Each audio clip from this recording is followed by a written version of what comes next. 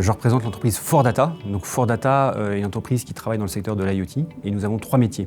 Notre premier métier, c'est que nous sommes concepteurs de capteurs. Nous concevons directement l'électronique de nos capteurs et les fabriquons, mais nous sommes également intégrateurs de capteurs, c'est-à-dire que nous travaillons avec des entreprises d'hardware, donc on appelle des hardmakers, et on va intégrer leurs capteurs. Notre deuxième métier que nous faisons, c'est que nous faisons du logiciel, nous fabriquons du logiciel, nous sommes éditeurs de logiciels SaaS, et nous récupérons ces données des capteurs pour 3 choses principales. La première, c'est du device management, le second, c'est du data management, et le troisième, c'est du use management.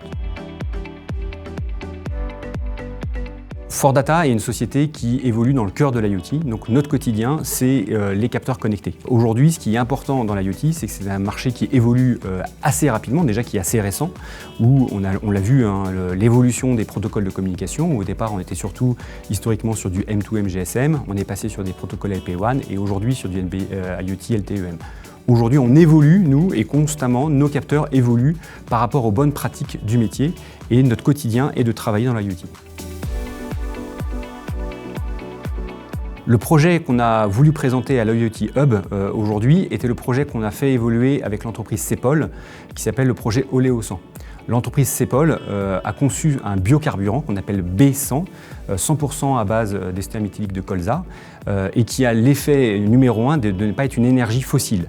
Et aujourd'hui, cette société Cepol a voulu proposer à ses clients dès 2018 des cuves de ce biocombustible B100 partout en France.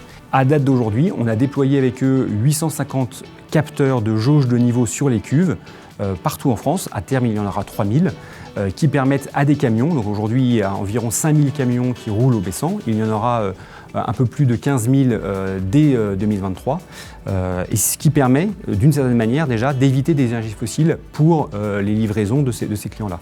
Le projet qu'on a avec eux a consisté à trouver la jauge et à l'adapter pour qu'elle soit déployée partout en France, très facilement, et qu'elle remonte la donnée. Alors aujourd'hui, notre solution IoT a 3 impacts réels sur l'environnement. Le premier impact que l'on a, c'est d'une certaine manière qu'on met moins de camions sur la route. Les camions vont être optimisés dans leur tournée et donc le nombre de kilomètres va être évidemment limité. Ce nombre de camions en moins sur la route et donc ce nombre de kilomètres en moins est évidemment une première économie de carbone. Le deuxième intérêt, et c'est vraiment dans le cadre du projet Oleosan, c'est que Oleosan aujourd'hui permet une réduction de 60% des gaz à effet de serre et jusqu'à 80% des particules fines. Donc dans ce projet-là type, le biocarburant en tant que tel était déjà une réduction et il y avait un impact positif sur la planète. La troisième chose, c'est qu'aujourd'hui les gens avaient besoin de se déplacer aussi en véhicule pour piger les cuves, pour faire de la maintenance, etc. Et on optimise en fait ces déplacements-là en mettant moins de personnes sur la route, donc moins de voitures et moins de ce qu'on appelle de déplacements qui ne nécessitaient pas vraiment une intervention. Et on optimise ces déplacements-là et donc réduisent l'impact qu'on a réellement.